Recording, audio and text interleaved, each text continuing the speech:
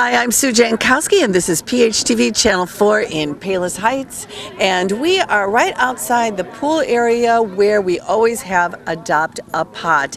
Now, recently I talked about Adopt a Pot on our city news because it's really kind of a really special thing that our city does. And it's headed up by our friend Ed Dombrowski, and we're going to talk to him in a second. And Alderman Key is here, and he's going to talk to you in a moment too, because I think we're such a wonderful part of a city with all kinds of volunteers, and I talked about that too, which you can see behind us, all the people that came out. And really, it's a gorgeous day today, but so many Adopt a Pod days can be rainy and overcast, and everyone comes anyway. So, Ed, here we are again. A year has gone by since the last Adopt a Pod. What are you looking forward to today with the Adopt a Pod program? Well, the one thing I always look forward to is the weather, and today we are blessed with a beautiful morning. We really are. Considering what we've been through the last several months, even the last few days, it couldn't be better. It could not. That puts a smile on everybody's face right away. It does. Do you ever have problems getting any volunteers out here? Volunteers in Palos Heights are plentiful. People love Palos Heights, and they show it by coming out and sharing their heart and soul with others to do things unselfishly. I've seen it for decades. And I think a lot of that has to do with our administration. Years ago, our mayor worked with Sertoma for 25 years before he came here. That's volunteerism in the heart of our city. And I think that is contagious. I think it's contagious because people see one another doing it and they go, I want to help out, and so they come out. Yeah, and you make a lot of nice friends, and then you see your friends coming to the same events that you're coming to. Well, in just a few minutes, Ed is going to give us a little bit of a lesson to us, the viewers, and to all the volunteers who are here about how to plant and what's here to plant. Ed, is it pretty much the same sort of plants that you're doing this year? By and large, we have some staples that we do kind of stick with because they're the tried and true, proven winners. They're reliable. They respond to the heat. They respond to the various conditions. But we always try to interject some new plants. And this year we have a special surprise, a test plant, which is a knee-high sunflower that we're going to be planting just on Harlem Avenue to see how that goes. Okay, well that's fun. Yeah, that's going to be something that is new, and if that's successful, maybe we're going to, expand that a little bit. Sounds good. Well, Ed, I'm looking forward to hearing what we're going to plant this year, because all summer long into the fall we get to look at these great arrangements. So Alderman Key is here too. You're here every year, rain or shine. I'm so thankful today that it's such a beautiful morning. Well, something that excites us, and I was talking to Ed about this a little earlier, is, I can name 3/4 of the people back here because they're not just volunteering for this one thing. They're our volunteer team that goes from event to event. But what really excites Ed and I are these little girls over here who belong to a little Girl Scout troop that have been coming for the last 3 or 4 years. And for volunteers who, maybe some of us are getting a little older, to see another generation coming and learning how to volunteer just excites us. And an event like this is one of those things that a few people are making life better for everyone in town. Everyone that drives through the business district, everyone that goes into the subdivisions where the pots are going to enjoy this. So everyone benefits from the work of a few, and so this is the few, and we're so proud of that. I agree 100% that we really look forward to kids coming out, and yes, this Girl Scout troop has been here before, and it's nice that they have enjoyed it so much that they are back again to do it again. And I see a lot of even mini kids, so that's great too. Okay, well, we're going to stop right now, and we're going to wait for Ed to give us a description about what everybody is planting, and then for our volunteers to get started doing that.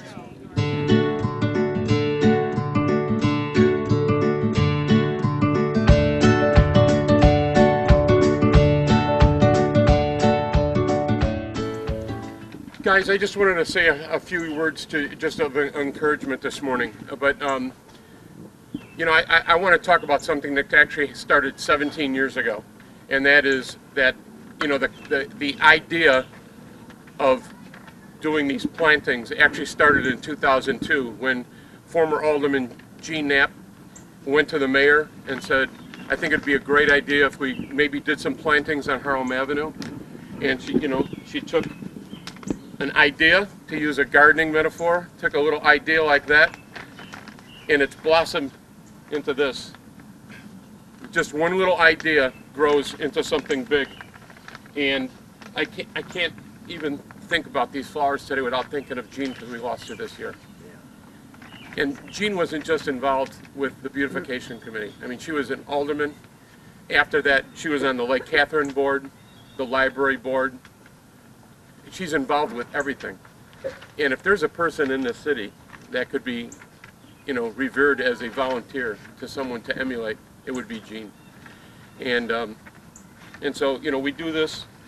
The planter boxes that are on Harlem Avenue filled with perennials came out of those early ideas. And so throughout the business district, there's planter boxes everywhere. And then these pots are going to go all over town. And as I said earlier in comments in the introduction, it's when a few people are going to be here this morning, everyone, not only in our city, but the surrounding communities, every time they drive through a town, they walk into one of the businesses, they walk into the rec center, they go to Lake Catherine, they're going to see these beautiful pots. Because of you, everyone enjoys it. And you know, we benefit from just the acts of a few. So I can't say enough. One of the things that thrills us old guys is that these young girls are here from, you know, the Girl Scouts and to join us, because we feel like it's really important that the younger generation learns what volunteerism is. So thank you to the moms and the leadership of organizations like that, because it's important. And so it's unusual for me to do this, but I'm going to say a prayer. Father in heaven, I want to thank you for a beautiful day that you gave us so that we can come out and plant these flowers. And I want to thank you for Jean Knapp. I want to thank you for her leadership, her example of how to live life, for her enthusiasm for life, for a little idea that blossomed into something bigger. And just let our work this morning just benefit everyone that sees these beautiful flowers. And we do it in your name, Jesus. Amen. Amen. Ed. Thank you, Alderman Knapp. That was important, and it was fitting for our friend Alderman Jean Knapp. God rest her soul. But all with death there's life, and we are here to celebrate life. And Palos Heights is vibrant, and just judging by the smiles on these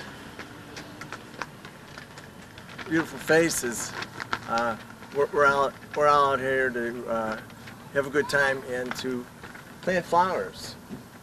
I need a little help though. It's a mathematics. I'm trying to figure out mathematics puzzle. I'm trying to figure out how many flowers we have. If we have 60 pots, maybe the Girl Scouts could help me here. If we have 60 pots and we have 12 flowers in every pot, how many flowers do we have? Wow. 60 times.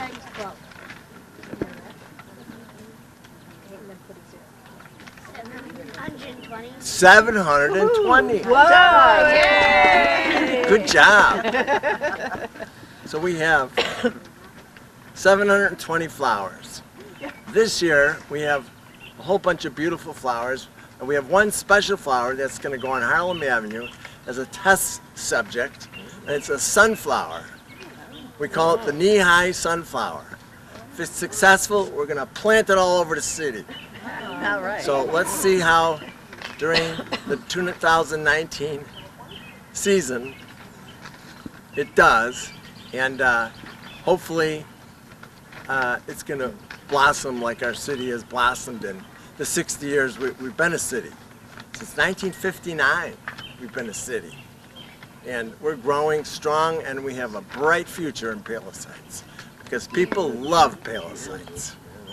So without further ado, we're going to get close to planting here. I'm just going to run through the layout. I'm not going to identify everything, but I'll name some of the highlights, like some of the staples that we use every year is the sweet potato vine and the super petunias. The super petunias used to be petunias, but now they're super. Instead of just getting a foot, they get 3 feet. So these things fill up the pots really nicely. And the sweet potato vines, which you cannot eat, actually grow a potato down deep in the soil. But the beauty is in the foliage.